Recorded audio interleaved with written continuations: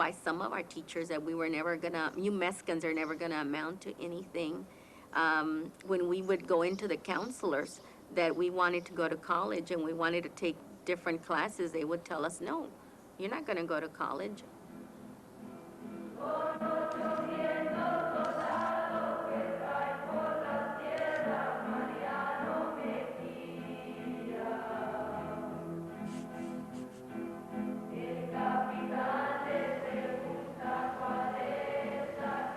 Crystal City, Texas, was the site of the next battle to equalize opportunity.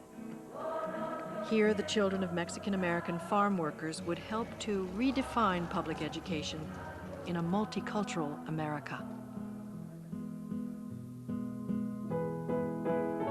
In 1968, 87% of Crystal City's high school students were Mexican-American. Yet the principal, most school board members, and 3 out of 4 teachers were Anglo. Whites controlled not only the school curriculum, but also school activities.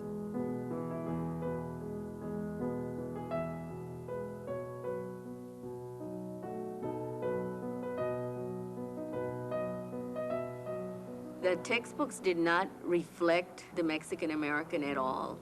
The only thing that it talked about was the Mexican bandido having a siesta all the time. And there was nothing positive.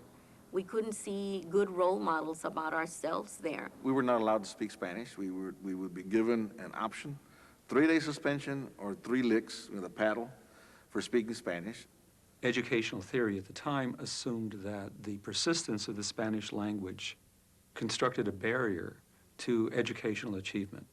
And so the schooling system assumed that this was their burden to, in a way, civilize or Americanize the Mexican community. And the Mexican community recoiled at that.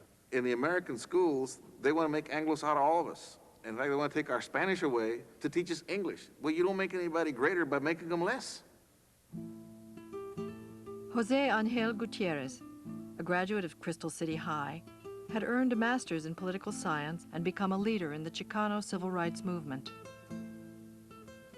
In 1969, he returned to Crystal City, where he helped students draw up a list of demands to the local school board.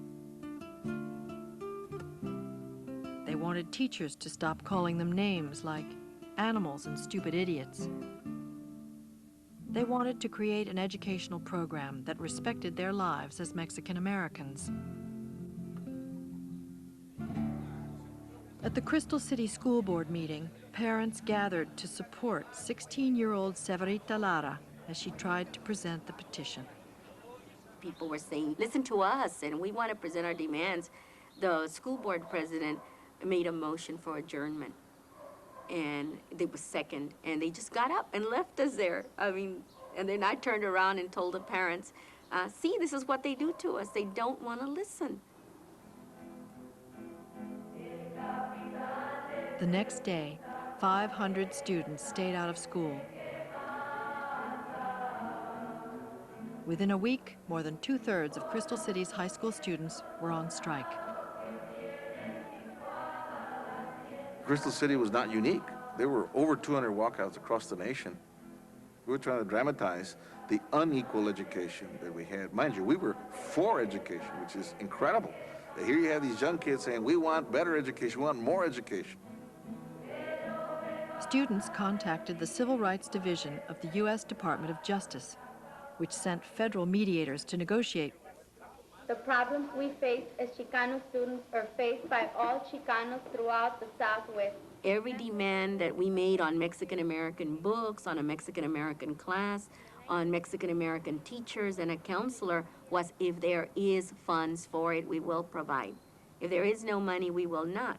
I think that was the best lesson that I ever had in politics, that school board controlled what went on in our schools, and that being part of that school board was very important.